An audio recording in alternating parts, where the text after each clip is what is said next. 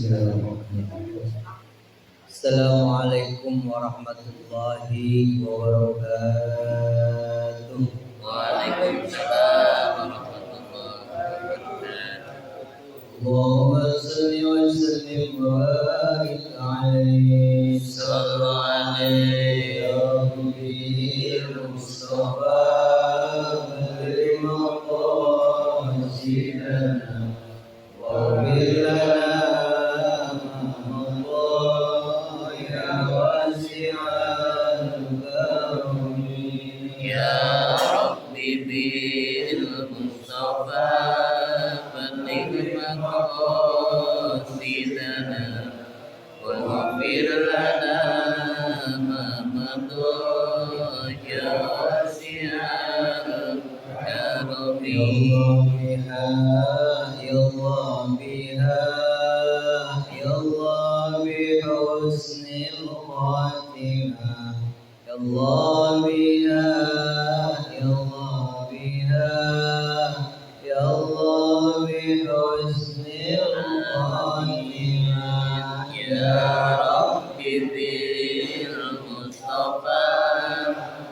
bil maqasidana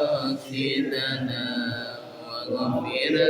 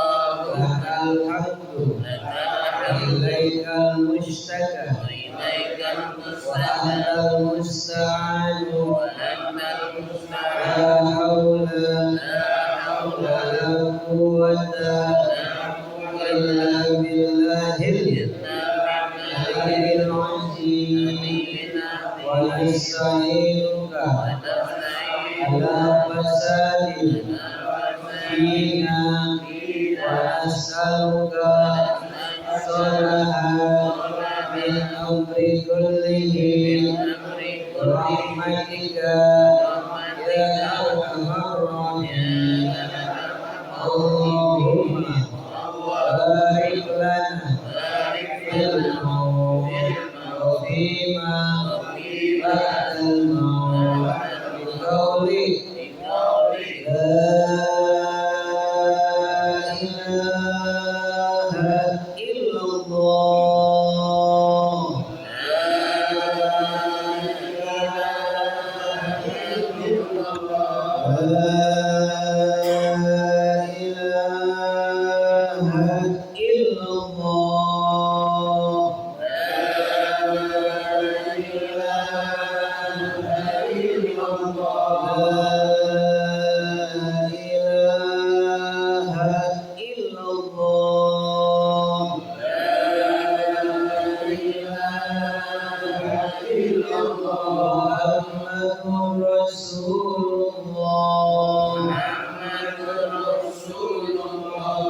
Bismillahirrahmanirrahim.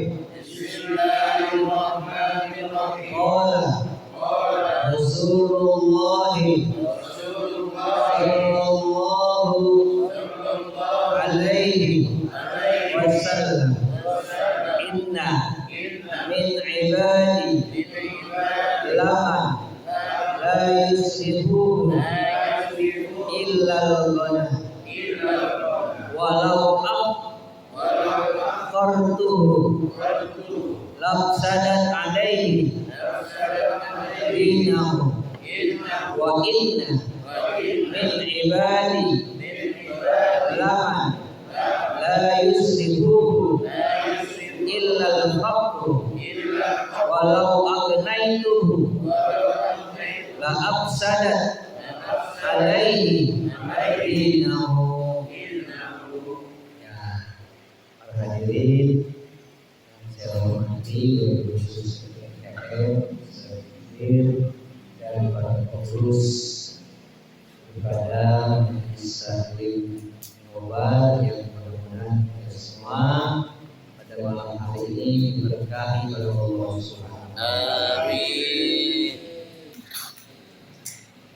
Inna min ibadi laman lam yusrifu.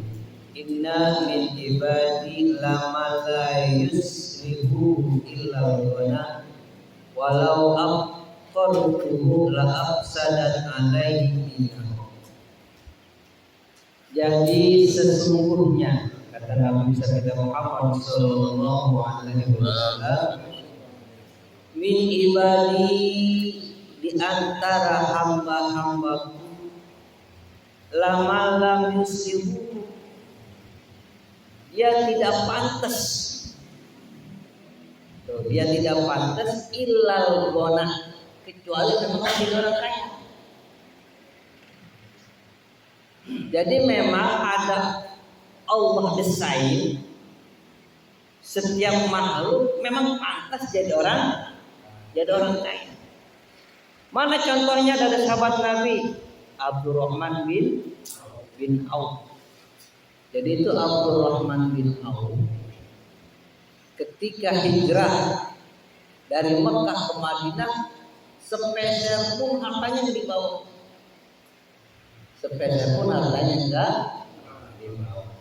Nah, dipersaudarakanlah oleh Nabi orang Madinah yang bernama Sa'ad bin Rabi.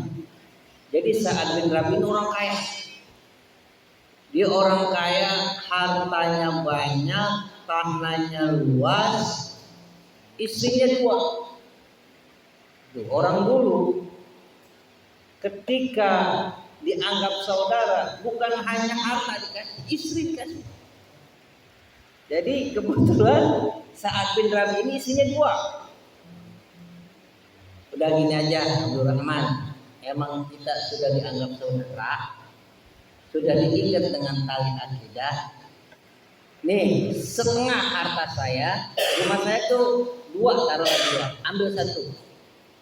Harta saya setengah, ambil.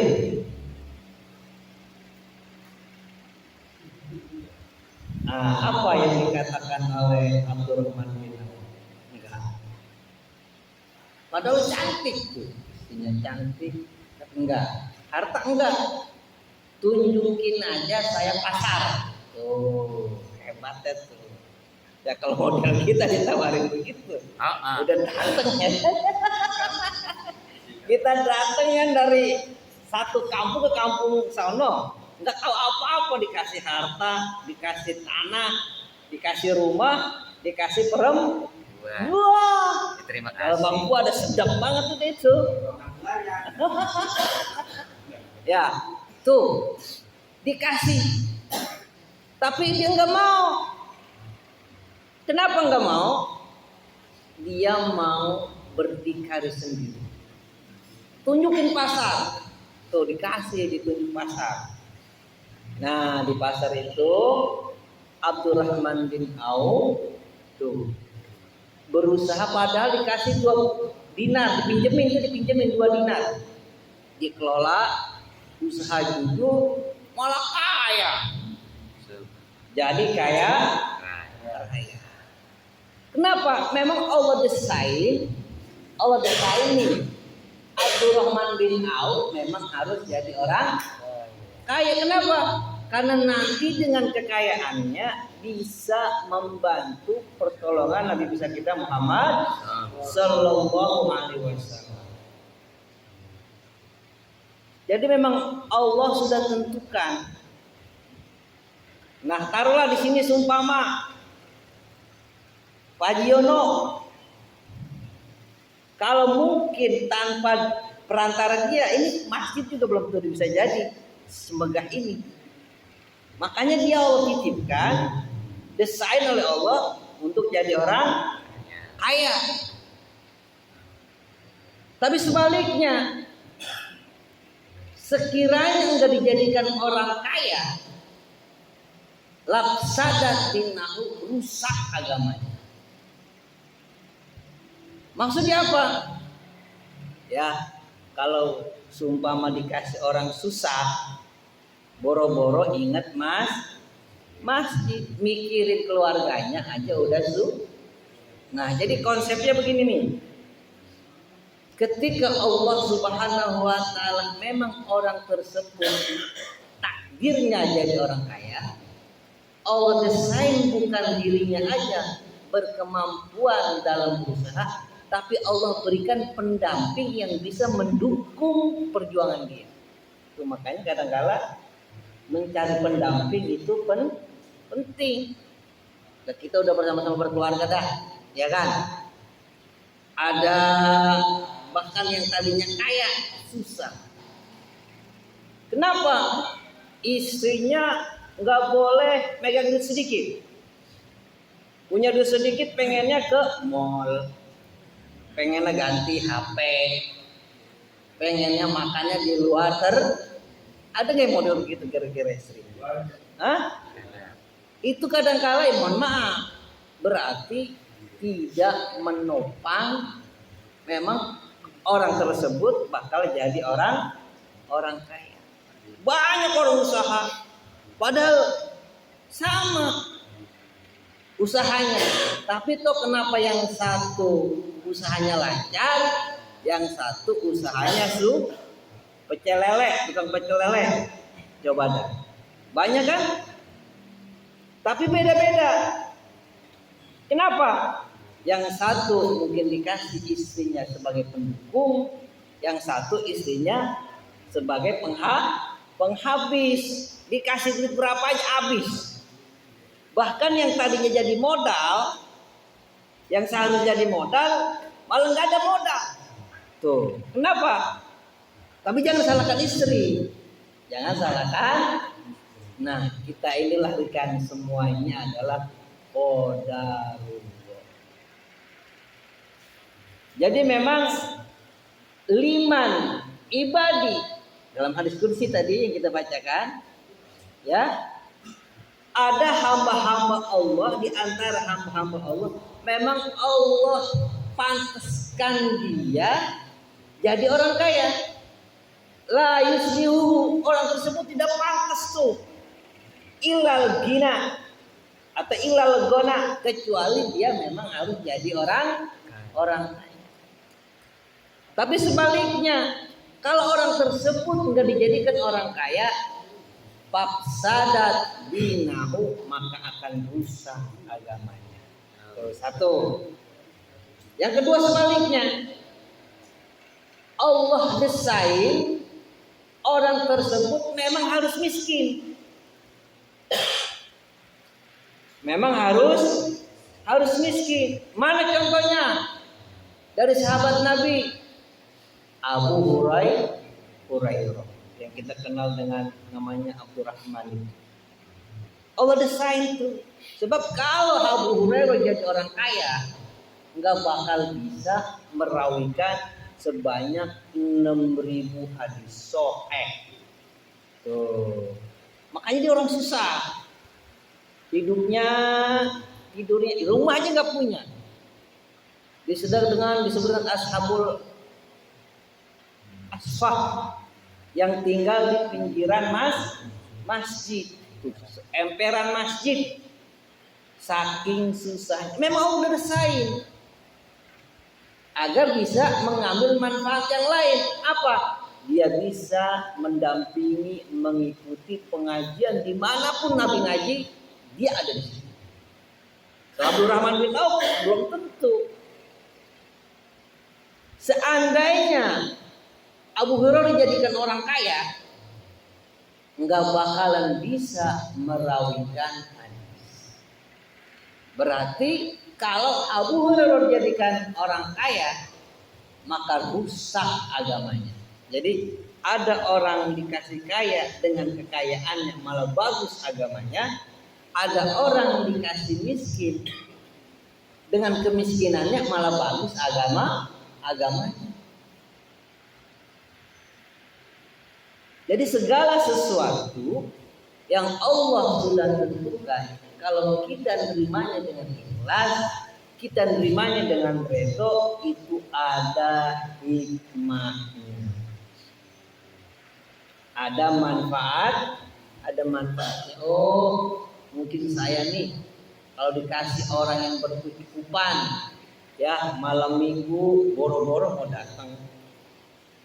Ngapain? Ngaji di majelis taklim lebih baik udah nongkrong di tempat tongkrongan, di depan dugem lah tuh. Kenapa? Karena duitnya banyak. Mas Lukman, kalau duitnya banyak, lupa mungkin apa pengajian. Beda sama Mas Irul. Dari ulusnya. Iya, dari ulusnya beda. Kalau Mas Lukman dikasih kelebihan harta, lupa dia bisa pengajian. Tapi kalau Mas Irul dikasih kelebihan harta, ingat ngaji terus. Amin. Enggak, memang ulusnya udah beda. Ulusnya sudah beda. Itu jangankan satu istri, 5 kalau perlu dia. Lukman tuh.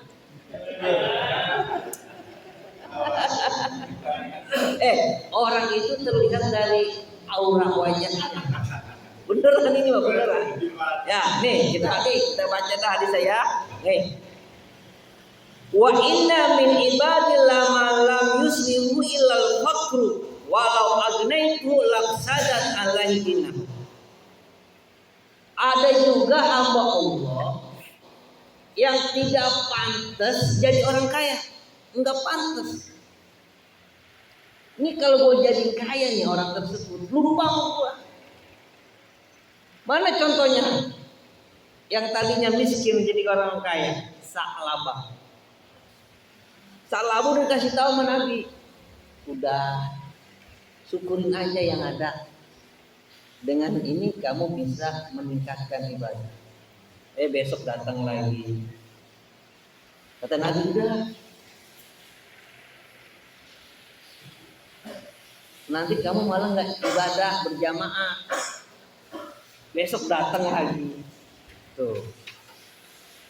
Sampai 3 kali, akhirnya Nabi berdoa, Allahumma rizq Sa'labah. Ya Allah, berikan rizki kepada Sa'labah. Dikasih kambing. Kambingnya lagi hamil. Dipiara. Beranak gak? Dua banyak. Udah mulai dah ninggalin sholat berjamaah. Lama-lama ninggalin sholat Jumat, lama-lama ninggalin sholat hari raya. Udah gak ketemu Nabi. Udah waktunya datang zakat, sampai tahu dia diminta. Apa kata dia? Enak aja, saya boleh usaha, Nabi tinggal minta. Tuh. Mulai saat itu Nabi kesel, jangan diterima zakat.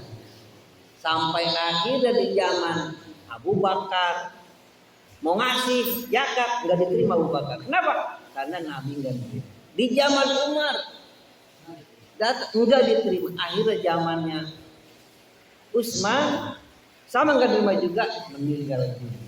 Tuh mati dalam pasir. Kenapa? Memang Allah takdirkan nih orang tersebut udah susah. Dengan kesusahan kamu, agama kamu jadi bagus. Dan dengan dia miskin, sholat rajin. Setiap pengajian Nabi ngikut. Dikasih sedikit harta. Lau agnaituhu labsadat dinah. Ketika Allah jadikan dia berkecukupan, maka rusak agamanya. Jadi segala sesuatu yang Allah sudah berikan kepada kita, itulah yang pantas, yang cocok untuk diri kita.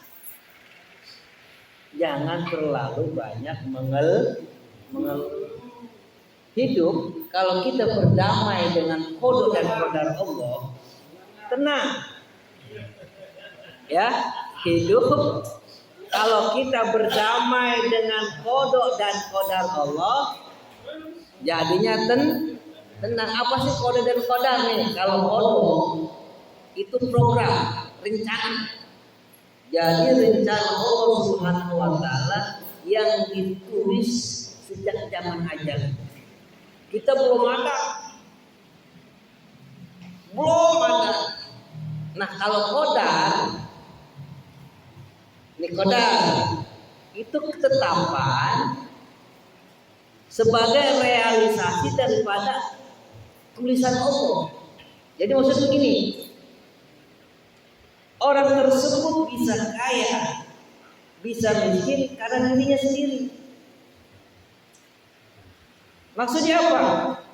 Kalau dia berusaha, dia hemat, dia rajin, dia belajar, dia berdoa, usahanya akan lancar.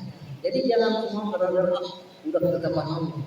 Nah, ketika kita sudah berusaha, kita sudah berusaha, ternyata hasilnya itulah yang disebut dengan ketetapan Allah Subhanahu wa taala yang harus kita terima dengan ikhlas. Jadi jangan salah paham. Gua mau begini, udah ketentuan Allah. Udah gua mau berusaha. Itu namanya orang putus asa. Jadi kodok sudah diprogram oleh Allah sejak zaman ajal. Sementara qadar itu ketetapan yang manusia itu bisa merubah untuk hidupnya sendiri. Ayatnya jelas, innallaha la yughayyiru ma bi anfusihim. Sesungguhnya Allah tidak akan merubah nasib satu kaum kecuali dia mau merubah nasib dia sendiri. Tuh, innallaha la yughayyiru ma bi hatta yughayyiru ma bi anfusihim. Sebagai penguat, al-insanu bitafkir, manusia harus berusaha. Wallahu bitadbir, baru Allah yang menentukan. Maksudnya apa? Usaha dulu. Kita usaha dulu. Mana ada ini siapa tuh yang belum nikah? Buat. Enggak, yang kayak itu pengen punya calon istri cakep, kaya, seumpama, pinter, usaha, doa doang. Setiap habis maghrib, habis sholat isya, habis sholat subuh doa. Ya Allah, berikan saya istri yang solehah, cantik, pinter, usaha. Di rumah dulu, dia nggak bakalan dapet. Walaupun berdoa. Maksudnya apa? Usaha. Setelah berdoa, usaha. Bisa dilihat, bisa tuh penjualan air di situ tuh kayaknya orangnya anjir, pinter usaha. Wah ini baru dah ngasih lambean. Begitu. Jadi ada kreativitas dulu. Kita harus berusaha. Tapi kalau kita enggak berusaha, kita diem aja, ya, mengharapkan rezeki yang banyak, jodoh yang bagus, ya boro-boro yang datang bisa dapat. Ini namanya yang dapat asal jadi. Seketemunya. Beda kalau dengan usaha. Coba kita perhatikan. Ada orang jelek, seumpama istrinya malah cantik. Kadang-kadang kita iri gitu lihat orang, padahal dilihat tuh brengsek, tapi istrinya cantik. Tapi ada orang yang gagah, malah istrinya jelek. Nah itu tergantung usahanya tadinya. Nah setelah berusaha, nah baru itu ketetapan Allah datang. Jadi memang ada yang sudah ditetapkan, dan itu bisa dirubah. Dengan apa? 3 malah. Jadi takdir Allah kita bisa rubah dengan 3 catatan. Yang pertama dengan doa, yang kedua dengan amal baik, yang ketiga dengan usaha. Jadi Allah kasih kesempatan. Jangan kadang-kadang kita kayaknya susah banget gitu. Mungkin ini ketetapan Allah. Jangan dulu. Kita usaha dulu. Kita doa. Caranya kita rubah. Oh cara yang ini kayaknya nggak berhasil. Cara yang nomor 2. Cara nomor 2 berhasil. Cara nomor 3. Nah kalau memang itu kita usaha, tapi tetap hasilnya seperti itu barulah namanya qadarullah, ketetapan dari Allah Subhanahu wa ta'ala. Jadi kesimpulannya ya, jadi memang ada sebagian dari hamba Allah yang memang Allah sudah pantaskan tuh orang tersebut memang harus jadi orang kaya. Kalau memang dia jadi dengan kekayaannya, agamanya jadi baik. Tapi kalau orang tersebut dikasih susah, agamanya jadi rusak. Sebaliknya, ada memang Allah pantaskan orang tersebut jadi orang susah. Pantasnya.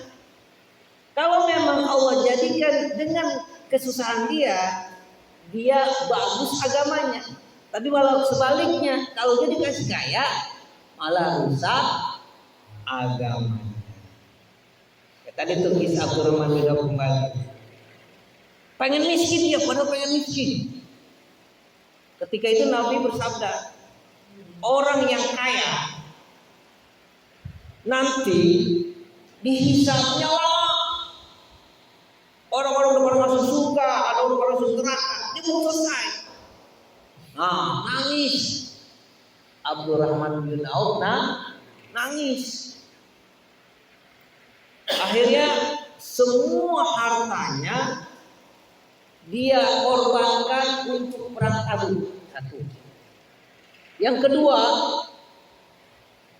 ketika korma nggak ada nilainya, dia beli dengan harga yang mahal, biar habis hartanya. Pokoknya kalau udah gak laku, korma udah busuk, udah gak laku. Saat itu perang Tabuk jadi perang susah, dibeli semua sama dia. Biasanya sekilo seumpama 10.000, dia beli 20.000. Padahal korma busuk. Dia pengen miskin. Ada orang kaya pengen miskin ini. Ya Allah. Tapi karena memang dia niatnya ibadah, dia beli kurma dengan harga yang 2 kali lipat. Tujuannya biar orang-orang Islam barang-barang itu laku. Apa yang terjadi? Tiba-tiba ada riangan datang. Ternyata di sana lagi ada virus yang hanya bisa diobati dengan korma busuk. Apa yang terjadi? Dia jual 2 kali lipat, dibeli 10 kali lipat. Bukan miskin, malah tambah kan? Tuh, memang kenapa Allah pantaskan memang itu jadi orang kaya. Tuh. Jadi dia susah juga, akhirnya malah jadi orang kaya. Jadi sekali lagi kesimpulannya, kita sebagai hamba Allah yang terpenting kita usaha, doa, tawakal. Yang keempat, agar iman kita tidak rusak, kita berdamai dengan qada dan qadar. Itu udah tenang hidup. Kita berusaha, kita berdoa, kita tawakal, kita berdamai. Berarti kalau berdamai itu kita ikhlas dengan qada dan qadar Allah Subhanahu wa taala. Lalu hidup jalan tenang. Tapi kalau kita enggak berdamai dengan qada dan qadar Allah Subhanahu wa taala, beringsang hidup. Akhirnya menghalalkan 1000 cara. Berhasil, tapi tidak membahagiakan. Al-Fatihah.